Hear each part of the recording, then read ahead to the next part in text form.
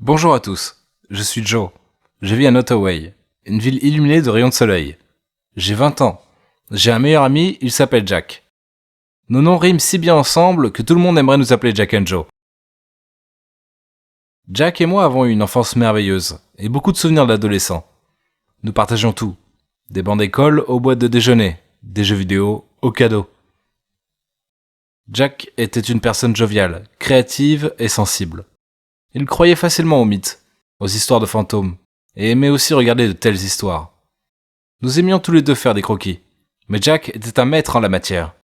Nos maisons étaient voisines. Nous appartenions à des milieux sociaux totalement différents. J'ai grandi dans une communauté riche, tandis que Jack appartenait à une famille de classe moyenne. Jack me parlait toujours de ses conditions de vie dans la classe moyenne. Il n'a jamais été jaloux des riches, mais il voulait changer de statut par lui-même.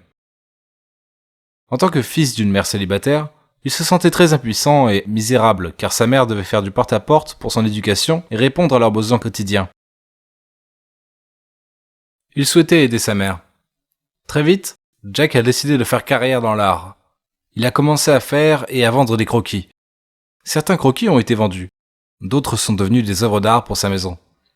Tout artiste doit se battre. Il était malheureux. Pour lui remonter le moral, sa mère lui a offert un joli crayon et l'a encouragé. Il était abattu. Il venait de commencer et travaillait dur. Comme une bénédiction, il a commencé à utiliser ce crayon dans toutes ses esquisses, après pour une dernière retouche, et étonnamment, chacune de ses esquisses a été vendue 2 fois plus vite et pour une bonne somme. L'argent était collecté. Il changeait ses conditions. Le jour où il a commencé à utiliser ce crayon, son combat s'est achevé. Ce crayon a changé sa vie. L'a fait réussir. L'a fait sortir de la classe moyenne. Il a appelé ce crayon Chanceux. Il a continué à retoucher ses croquis avec Chanceux et à les vendre. Le tout honnêtement et avec beaucoup de travail. Il a commencé à croire que seul Chanceux lui permettait de doubler ses ventes et de faire des croquis exceptionnels. Depuis qu'il a eu Chanceux, sa vie a pris un tournant de plus en plus important. C'était un crayon magique. Les histoires de fantômes, les contes de fées sont vrais. Il avait un crayon magique. Il a eu de la chance. Il m'a fait part de ses expériences et je n'étais pas très convaincu par le concept. Je lui ai conseillé d'avoir confiance en ses mains et que le ciel était sa limite. Mais Jack était fermement convaincu que c'était le crayon qui rendait ses croquis magnifiques, ce qui lui a permis de doubler ses ventes. Jack est devenu un homme riche en quelques années. Il a ouvert sa propre galerie d'art. Il la baptisa la galerie d'art de la chance. Il avait l'habitude d'emmener Chanceux partout où il allait. C'était son porte-bonheur. Il veillait à ce que le crayon ne se termine pas et ne l'utilisait que pour les retouches. Pas une seule de ses esquisses n'a été réalisée sans Chanceux. Il avait mis sa foi dans ce crayon et non dans lui-même. Jack était complètement heureux et installé. Un beau jour, il faisait un croquis et pour la retouche finale, il est allé prendre Chanceux. Il était choqué. Il était inquiet. Il n'arrivait pas à trouver Chanceux. Il l'a cherché dans toute la salle d'art et partout dans sa maison, dans la galerie d'art. Il ne l'a pas trouvé.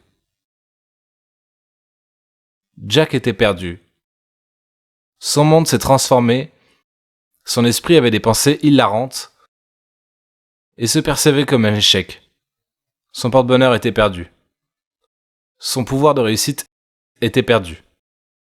Finalement, sa foi était perdue. Il croyait maintenant qu'il allait perdre tout ce qu'il avait reçu. Il était coincé. Jack tomba bientôt malade, il était insomniaque. Il ne pouvait pas s'empêcher de penser à Chanceux. Sa santé se détériorait de jour en jour. Il a perdu la foi. Il avait donné la responsabilité de son succès et de son bonheur à ce crayon. Et le jour où il l'a perdu, il s'est perdu lui aussi. En 3 jours, Jack rendit son dernier souffle. Il mourut. Un crayon l'a tué. C'était mon meilleur ami. Il a été tué par ses propres incrédulités. Quand on a foi en soi-même, rien ne peut nous vaincre. Mais quand vous mettez votre foi dans les autres, vous perdrez tout.